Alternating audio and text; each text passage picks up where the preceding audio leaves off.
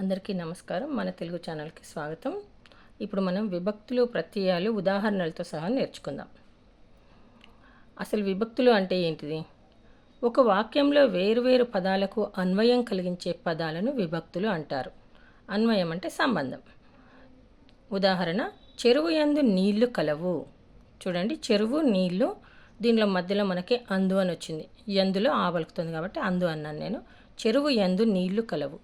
ఈ వాక్యంలో చెరువుకు నీళ్లకు మధ్య గల సంబంధాన్ని సూచించే అందు అనున్నది విభక్తి ప్రత్యయం. అందు అన్నది విభక్తి యొక్క ప్రత్యయం. అంటే ఈ రెండిటికి మధ్య సంబంధాన్ని కలిగించే పదాన్ని మనము విభక్తి ప్రత్యయం అంటారు. చూడండి, విభక్తులు మనకు విభక్తులు ఉన్నాయి. చూడండి, ప్రథమా విభక్తి మొదటిది ప్రథమా విభక్తి. ప్రథమా విభక్తిలో ప్రత్యయాలు మనకి డుమువులు ఉంటాయి. డుమువులు ప్రథమా విభక్తి డుమువులు. ప్రథమా విభక్తి మధ్యాహ్నము ఉదాహరణ ఇచ్చాను. అహ్నము యొక్క మధ్య భాగం, అహ్నం యొక్క మధ్య అనొచ్చు. అహ్నం యొక్క మధ్య అంటే మూ వచ్చింది. చూడండి, డుము మూ వచ్చింది దీంట్లో. అహ్నము యొక్క వస్తే మాత్రం షష్ఠి కాదు. దీంట్లో యొక్క వస్తే షష్ఠి అని అనుకుంటారు, కానీ అహ్నం మధ్య భాగము అనొచ్చు, అహ్నం యొక్క మధ్యము అనొచ్చు. ద్వితీయ విభక్తి నీనుల గూర్చి గురించి.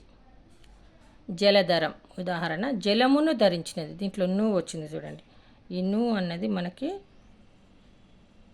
ప్రత్యయం, సంబంధాన్ని కలిగిస్తుంది. జలమును ధరించినది, జలధరం అంటే మేఘం.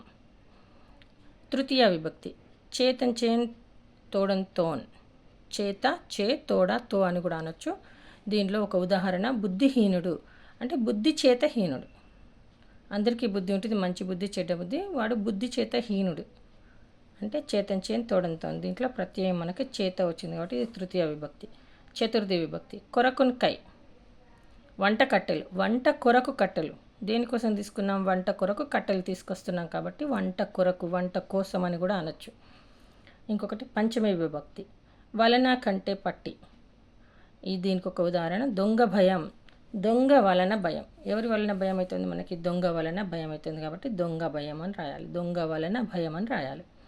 షష్ఠి విభక్తి కీకు యొక్క లోపల. దీన్నే కిన్కిన్ యొక్క లోపల అని కూడా అంటారు. రామబాణం అంటే ఒకరికి సంబంధించింది దీంట్లో వస్తాయి. షష్ఠి విభక్తిలో రామబాణం, రామునికి సంబంధించింది. రాముని యొక్క బాణం సీత జడ, సీత యొక్క జడ, ఈ విధంగా వస్తాయి. అంటే ఒకరికి సంబంధించిన పదాలు షష్ఠి విభక్తి కిందికి వస్తాయి. కీకు యొక్క లోపల. రామబాణం రాముని యొక్క బాణం. సప్తమి విభక్తి అందున, అందు నన్ను కూడా అంటారు. అందున దేశభక్తి, దేశమునందు భక్తి. దేశమునందు భక్తి, దేశమందు ఏమున్నది? మనకి భక్తి అనేది ఉన్నది. ఇంకొకటి సంబోధన ప్రథమా విభక్తి. దీంట్లో ఓ, ఓయి, ఓరి, ఓసి అని వస్తాయి. ఇవి ఎక్కడ యూజ్ చేస్తాం మనం? పిలిచేటప్పుడు. ఓ మునివర్యా. తిట్టేటప్పుడు చెడు సూచించేది ఓసి శూర్పణఖ. లక్ష్మణుడు అంటారు కదా, రాముడు లక్ష్మణుడు. ఓసి శూర్పణఖ అని అంటే తిట్టేటప్పుడు యూజ్ చేస్తాం. ఓ మునివర్య గౌరవ పదం అనేది. ఇది చెడు సూచించేది, ఇది మంచి సూచించేది. ఇవి మనకి విభక్తులు ప్రత్యయాలు. మళ్ళీ ఒకసారి చూడండి, ప్రథమా విభక్తి డుమువులు. ద్వితీయ విభక్తి నిన్నున్లన్ గురించి. తృతీయ విభక్తి చేతన్ చేన్ తోడంతోన్. చతుర్థి విభక్తి కొరకున్కై. పంచమి విభక్తి వలన కంటే పట్టి. షష్ఠి విభక్తి కిన్కిన్ యొక్క లోపల. సప్తమి విభక్తి అందున్న. సంబోధన ప్రథమా విభక్తి ఓ, ఓయి, ఓరి, ఓసి.